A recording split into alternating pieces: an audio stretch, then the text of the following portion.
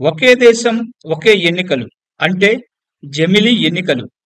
దీని నిర్వహణకు కోవింద్ కమిటీ సానుకూల నివేదికను ఇవ్వడంతో త్వరలోనే దీనిపై పార్లమెంటులో బిల్లు ప్రవేశపెట్టనున్నది ఎన్డీఏ సర్కారు. అయితే ప్రస్తుత పరిస్థితుల్లో జమిలీ ఎన్నికలు సాధ్యమా? ఒకవేళ ఈ ఎన్నికలు నిర్వహించాలంటే ఏ ప్రొసీడింగ్స్ ని అనుసరించాల్సి ఉంటుందన్న దానిపై ఇప్పుడు దేశవ్యాప్తంగా పెద్ద ఎత్తున చర్చ జరుగుతోంది. ఇంతకీ ఏమిటి ఈ జమిలీ ఎన్నికలు?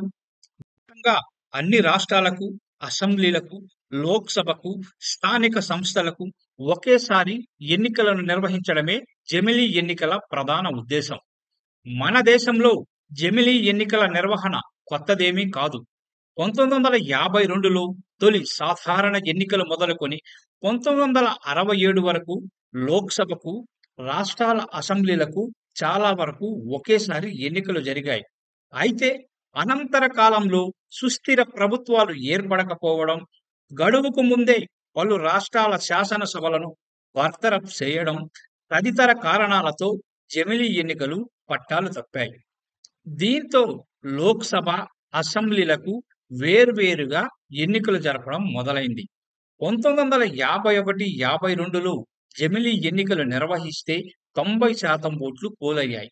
ఇక 1957లో 76%, 1967లో 67% ఓట్లు పోలయ్యాయి.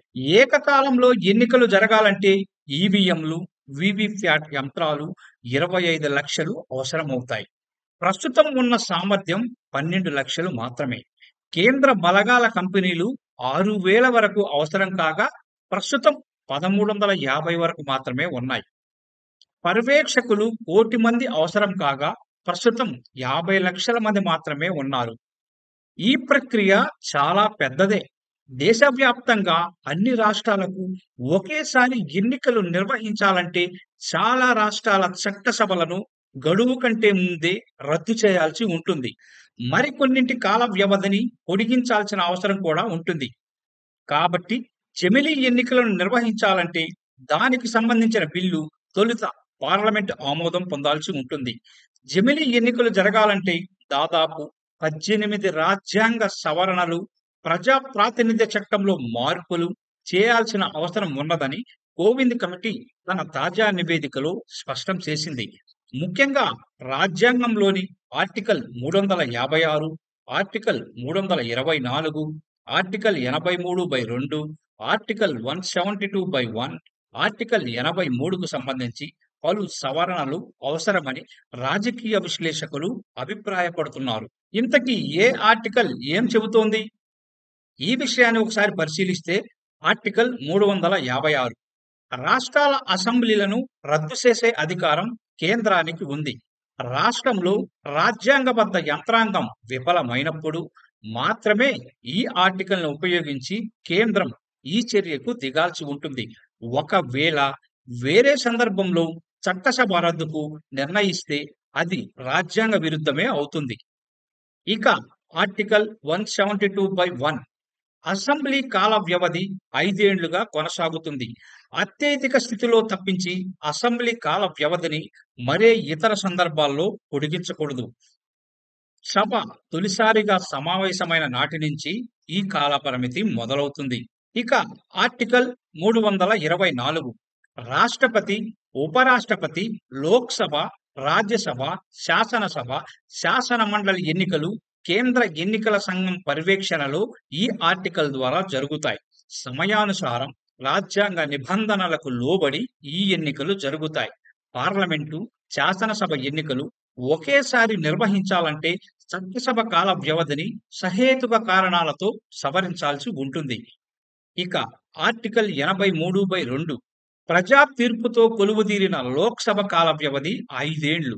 ప్రత్యేక సందర్భాల్లో మినహాయించి దిగువ సభను రద్దు చేయడానికి వీలు లేదు. ఇక ఆర్టికల్ 83 పెద్దల సభ కాల పరిమితికి సంబంధించి ఈ ఆర్టికల్ 83 సూచిస్తుంది. దీంతో పాటు రాజ్యాంగంలోని 2, 3 చాప్టర్స్, పార్ట్ 15లోని పలు అంశాలను, ప్రజా ప్రాతినిధ్య చట్టంలోని కొన్ని నిబంధనలు కలిపి మొత్తం 18 అంశాలను జమిలీ బిల్లు కోసం సవరించాల్సి ఉంటుంది ఇప్పుడు. మరి ఆమోదం లభించడం సులభమేనా అంటే కాదు. కానే కాదు. జమిలీ ఎన్నికలకు సంబంధించి రాజ్యాంగ సవరణలతో కూడిన బిల్లును పార్లమెంటు ఉభయ సభలు కనీసం 67% సానుకూల ఓట్లతో ఆమోదించాల్సి ఉంటుంది. అంతేకాకుండా ఎన్నికల అంశం ఉమ్మడి జాబితాలో ఉన్న నేపథ్యంలో ఈ బిల్లుకు దేశంలోని కనీసం సగం రాష్ట్రాల అసెంబ్లీలు ఆమోదముద్ర వేయాలి. అంటే 543 స్థానాలున్న లోక్సభలో కనీసం 67% అంటే 362 మంది ఎంపీలు ఈ బిల్లుకు అనుకూలంగా ఓటు వేయాలి.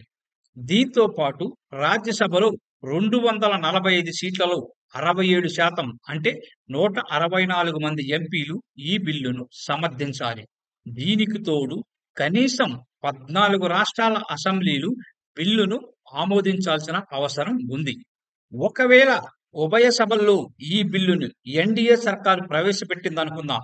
దానికి బలబలాలు ఎలా ఉన్నాయో ఓసారి చూస్తే లోక్సభలో ఎన్డీఏ బలం ప్రస్తుతం 293కి ఉంది. జమిలీ బిల్లు ఆమోదానికి కావలసిన బలం 362 మంది.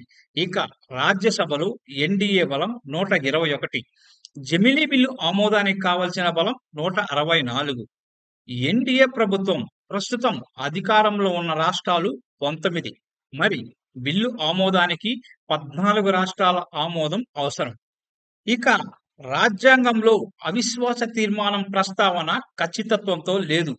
లోక్సభ విధి విధానాల్లోని 198వ నిబంధనలో మాత్రమే దాన్ని ప్రస్తావించారు.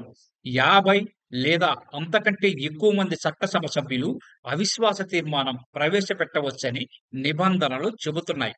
అవిశ్వాస తీర్మానం నెగ్గితే ప్రభుత్వం గద్దె దిగాల్సి ఉంటుంది. ఏ వర్గము ప్రభుత్వాన్ని ఏర్పాటు చేసే స్థితిలో లేనప్పుడు సభను రద్దు చేసి మధ్యంతర ఎన్నికలు జరపడమే మార్గం. మరి అలాంటి సమస్య తలెత్తకుండా ఉండాలంటే ఏం చేయాలి? దీనిపై 1999లో లా కమిషన్ ఓ సిఫారసు చేసింది.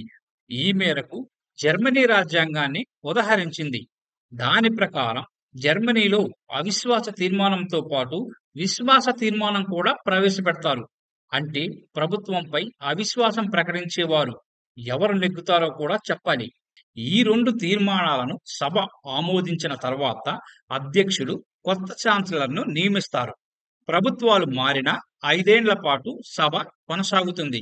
అయితే జర్మనీలో అధ్యక్ష పాలన అమల్లో ఉంది. మనది ప్రజాస్వామ్య దేశం. దీంతో ఈ సిఫారసును కూడా పక్కన పెట్టారు. ఇక లాజిస్టిక్స్ సమస్య. జమిలీ ఎన్నికలు నిర్వహించాలంటే లాజిస్టిక్స్ సమస్య అడ్డంకిగా మారుతున్నట్లు విశ్లేషకులు చెబుతున్నారు. ఈవీఎం యంత్రాలతో పాటు 100% వీవీప్యాట్స్ అందుబాటులో ఉంచడం అనేది పెద్ద సమస్య అని అంటున్నారు. ఎన్నికల సామాగ్రిని భద్రపరుచుకోవడానికి తగినన్ని గోదాములు కూడా సమస్యగా మారింది. 15 ఏళ్లకోసారి ఈవీఎంలను మార్చాల్సి ఉంది. ఈవీఎంలలో 40% వరకు డెడ్లైన్ దాటినవేనని నిపుణులు చెబుతున్నారు. ఉదాహరణకు 2009 లోక్సభ ఎన్నికలకు 1115 కోట్లు, 2014లో 3870 కోట్లు ఖర్చు కాగా 2019లో ఈ ఖర్చు 10,000 కోట్ల రూపాయలకు పెరిగినట్లు అంచనా. ఇక శాసనసభ ఎన్నికల నిర్వహణను కూడా పరిగణలోకి తీసుకుంటే ఒక్కో రాష్ట్రానికి 250 కోట్లు ఖర్చవుతుందనుకుంటే మొత్తం 28 రాష్ట్రాల అసెంబ్లీలకు, లోక్సభ ఎన్నికలకు, స్థానిక సంస్థల ఎన్నికలకు కలిపి అయ్యే ఖర్చు పెద్ద మొత్తంలో ఉంటుందని, ఇది సాధ్యమయ్యే పని కాదని పలువురు చెబుతున్నారు. మరి ఎన్డీఏ సర్కారు దీనిపై ముందు ఎలాంటి వ్యూహాలను రచిస్తుందో, ఎలా ముందుకు వెళుతుందో చూడాలి.